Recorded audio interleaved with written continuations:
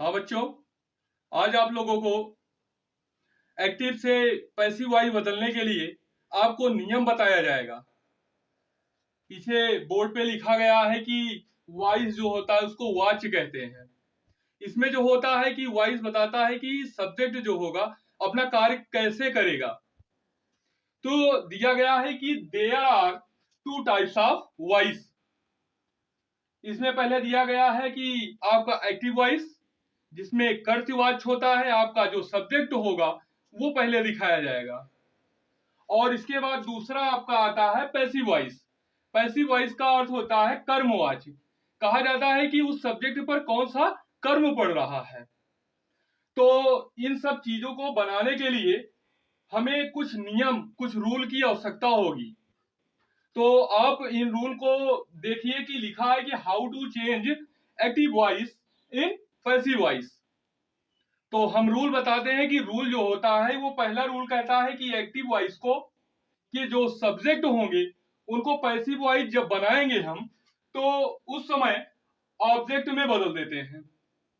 तो याद रखना है कि दूसरा नियम जो कहता है वो कहता है कि मुख्य क्रिया की तीसरी अवस्था का प्रयोग करते हैं। कहने का मतलब है कि third form of the verb. तीसरा रूल कहता है कि ऑब्जेक्ट के पहले बाई का हम प्रयोग करते हैं। जब हम पैसिव वॉइस को बनाने लगेंगे तो हम ऑब्जेक्ट के पहले बाई का प्रयोग करके तब इसको हम इंटरचेंज करेंगे। और जो फोर्थ लॉ कहता है कि नॉमिनेटिव केस को हम ऑब्जेक्टिव केस में कैसे बदलते हैं, इसमें लिखा गया है। तो हम ऑब्जेक्टिव केस में नॉमिनेटिव केस को कैसे बदलेंगे, ये आपको जानने के लिए अब वीडियो में हमारे बने रहें। जैसे दिया गया है कि नॉमिनेटिव केस, तो नॉमिनेटिव केस कहता है कि I, we, you, he, she, it, they. आप लोगों को पता होगा कि जैसे ये देखने के बाद हमको प्रोनाउन लग रहा है तो ये प्रोनाउन है और ये सब्जेक्ट का रूप में कार्य करता है। तो इसको जब हम ऑब्जेक्ट के रूप में बदलते हैं तो आई का जो होता है वो मी हो जाता है, बी का अस हो जाता है, यू का यू होता है, ही का हिम हो जाता है, सी का हर होता है, इट का इट हो जाएगा और दे का जो होता है वो देम हो जाता है। तो ये कुछ विशेष प्रकार के आपके रूल लिखे गए हैं जो आपको पैसिव वॉइस बनाने में आपकी पूरी मदद करेंगे। तो हम अब आगे की तरफ सीखेंगे कि कैसे हम पैसिव वॉइस को बनाएंगे, एक्टिव वॉइस को कैसे हम चेंज करेंगे। तो जानने के लिए आप बने रहें साथ में।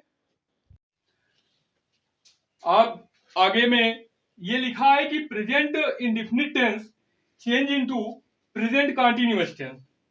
हमको पता है कि प्रेजेंट इंडेफिनिट जो होता है इसकी जो अफर्मेटिव होती है, इसकी सहायक क्रिया ये यस या यस जो होता है वर्ब में लगता है।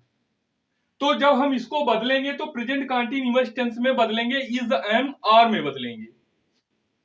तो हमारे वीडियो में आप लोगों को बताया गया है और आपको कहीं भी इस तरह का वीडियो नहीं मिलेगा जो आपको एक स्ट्रक्चर देगा, वो कहेगा कि रूल बताएगा कि कैसे हम सीधे एकदम साधारण ढंग से एक्टिव को पैसिव वॉइस में बदल दें।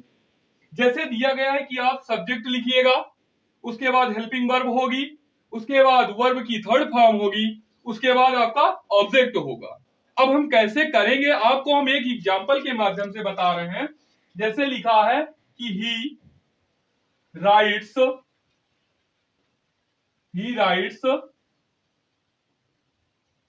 अ letter, he writes a letter. तो याद रखना ये हमारा सब्जेक्ट होता है एक्टिव वॉइस का, ये मेन वर्ब होगी और ये आपका ऑब्जेक्ट होता है। ये तो हमारा रहा है एक्टिव वॉइस, ये है एक्टिव वॉइस। अब इसको हम पैसिव वॉइस में बदलेंगे। तो पैसिव वॉइस बदलने के लिए कहा गया है कि कंटीन्यूअस में बदलेंगे। ए लेटर जो होगा ये हमारा सब्जेक्ट के रूप में आएगा।